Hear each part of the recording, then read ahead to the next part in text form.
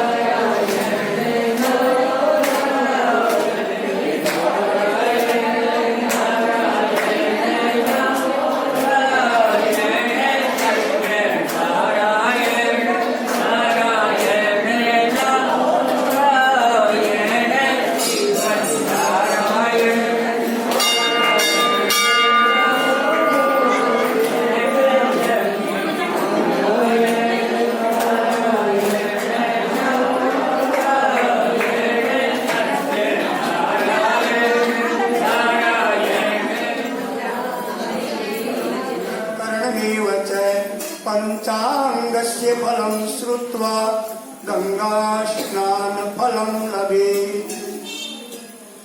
आज कार्तिक मास के कृष्ण पक्ष की त्रयोदशी नाम की तिथि, शुक्रवार, चित्रा नाम का नक्षत्र, ती नाम का योग, भव नाम का कर्ण और तुला राशि पर भगवान चंद्रमा इस प्रकार से पंचांग श्रवणवाय परमात्मनि प्रणत क्लेशनाशाय गोविंदाय नमो नमः। उवाच सवां संपूज्य विधिवदात् इंद्रोति भक्तिमान् संग्रहस्य तदा वाक्यं जगाद भुवनेश्वरः कुत आगम्यते ब्रह्मन् किंचित् दृष्ट्वा त्वया प्रभो यदर्थं निवतायास्तम् आज्ञापय मां मुने। नारद उवाच गतः कैलासशिखरे दैत्येन्द्राहं यदश्रिया तत्रो मया महासीनं दृष्ट्वा मनसि शङ्करं योजनायुत विस्तीर्णे कल्पवृक्षो महावनि कामधेनु सताकिर्णे चिंतामणि सुदूपिते। सत्यनारायण भगवान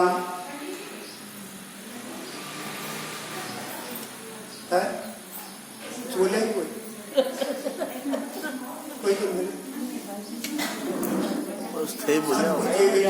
देवेन्द्रोति भक्तिमान।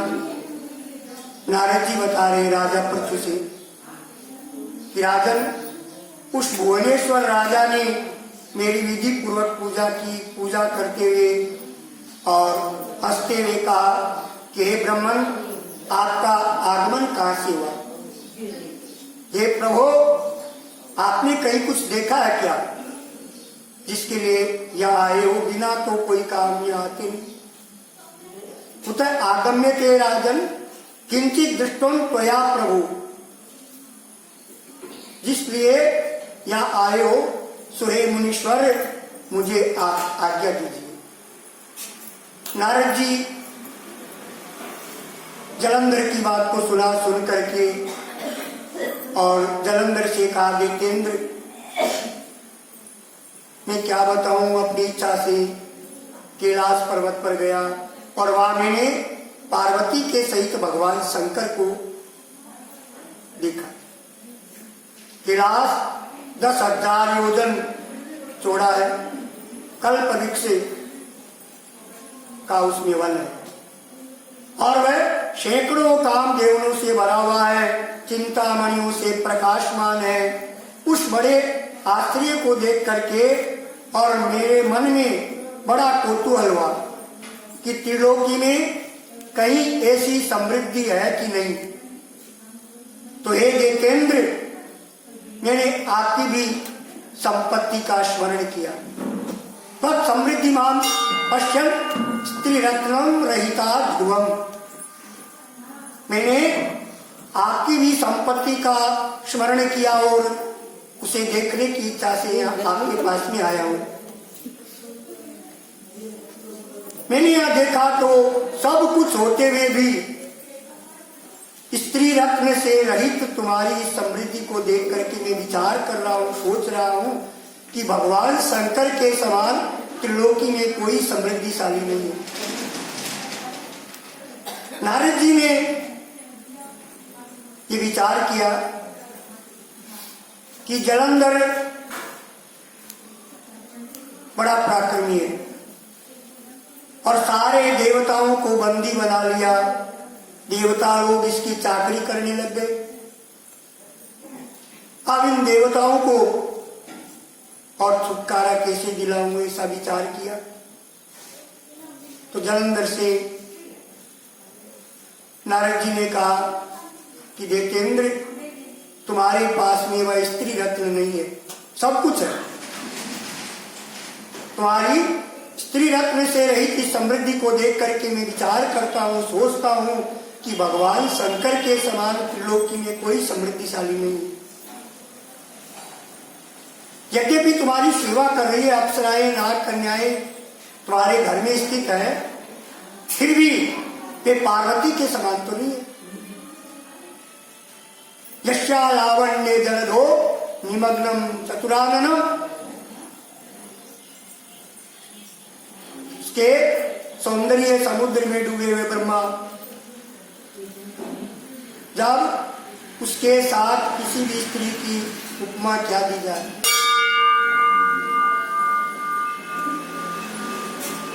लीला से सौंदर्य रूपी वन में भगवान शंकर की घुमाई गई। सृष्टि के समय पार्वती की उत्पत्ति के समय ब्रह्मा जी ने जिसके रूप को बारंबार देखा, अप्सराओं को उत्पन्न किया, लेकिन पार्वती के समान कोई अप्सरा भी नहीं। तो स्त्री रत्न के भोगने वाले भगवान शंकर की समृद्धि जो है तुम्हारे से सर्वश्रेष्ठ है। देतेंद्र, सारे रत्नों के स्वामी तुम हो और सारे रत्नों के स्वामी होते हुए भी तुम्हारी समृद्धि भगवान शंकर के समान नहीं है। एवं मुक्ता तमाम प्रिय गते मई से देखते रहा। इतनी बात कह करके और उससे पूछ करके जब मैं वहां से चला, भगवान शंकर की भुवन के संकेत से प्रेरित होने पर और वह कहने लगा, राहु ने कहा, हे वृषभध्वज, देवता और सर्पों के सेवन योग्य तीनों लोकों के स्वामी और सारे रत्नों के ईश्वर हमारे राजा जलंधर की आज्ञा है। सो आप सुनो। शमशान निवासिना नित्यम, स्त्री भगवान शंकर से वह दूत बन करके गया। वासिनी का पुत्र राहु कहने लगा। जलंधर ने कहा, शमशान के वासी सदा हड्डियों के भार को उठाने वाले दिगंबर और नंगे धड़ंगे शरीर वाले तुम हो। ऐसे तुमको हेमवती अर्थात पूजन करने से पहले कीर्ति मुख का पूजन नहीं करते, उनकी पूजा जो है व्यर्थ हो जाती है। अब उस पुरुष से छूटा हुआ राहु दौड़ता हुआ बर्बर स्थल में जाकर के गिरा। उस कारण वह बर्बर नाम से पृथ्वी में प्रसिद्ध हुआ और लोग में अपने को उत्पन्न मानता हुआ राहु जलंधर के पास में गया और राहु जलंधर के पास में जाकर के भगवान शंकर के द्वारा कहा हुआ वृतांत राहु से कहने लगा।